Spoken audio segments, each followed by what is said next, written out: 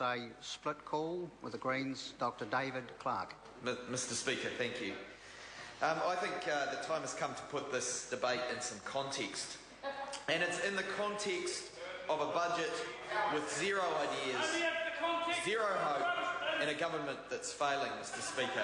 The previous speaker tried to paint the context of the global financial crisis as though it had just happened, as though this government hadn't had opportunities to address it, as though this government hadn't had opportunities to promote pro-growth tax policies, as though this government hadn't had the opportunity to direct money towards research and development. The previous speaker, unfortunately, is defending a status quo government. And if we don't change things, Mr. Speaker, nothing will change. We will continue to buy more from overseas than we export. If we don't look after our exporters who grow our economy, Mr. Speaker, we will not succeed as a country.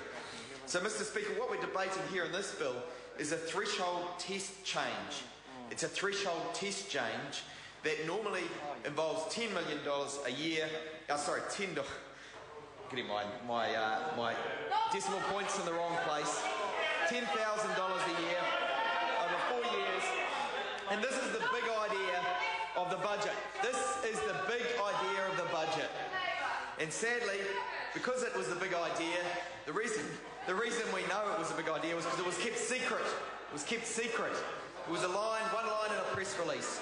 The backbenchers opposite knew nothing of it. So it must be the big idea. They didn't want it to get out.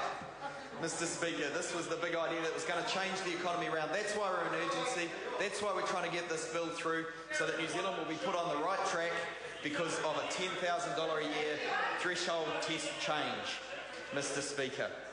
It follows on from picking the pockets of children in the previous bill. We can see the theme. It's tinkering about the edges of tax law.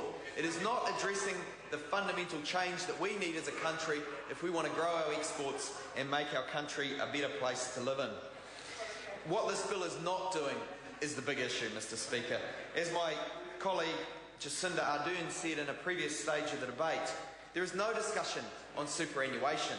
There is no real fruitful discussion on superannuation in the government's documents. It does push out KiwiSaver another year, puts off savings as a country for us all, but it does not discuss the big issue of retirement age. It's really tinkering with a small group of people who are on this threshold. They are real people with real lives and real concerns, and there is no doubt about it, they need their voices heard. And this is where this goes really wrong, because this government is not following the usual process. It is not following the select committee process. It is not letting people have a say. It is not consulting. It is not saying, could we do this a different way? Instead, it is getting on with it. 2 minutes. 2 minutes. Sorry. Thank you, Mr. Speaker. Instead of following the usual process, this government is pushing through. It is pushing through this legislation because it knows it will be unpopular. It knows that cutting, and there is no other word for it, cutting away this threshold means that those who live independently will see their assets eroded away. They'll be paying for their own care. They'll be losing the subsidy that they're used to. And Mr. Speaker, this may be a good way of going about things at the margins, but they're not allowed to have a say about that. These old people are also concerned about intergenerational equity. I've spoken with them. They are concerned about their grandchildren. They're worried about the costs in the health system looking after older folk. They're worried about the opportunities that may not be there for their grandchildren as a result of an ageing population. And they want to be a part of this debate. But this process, Mr. Speaker, does not allow them to do that.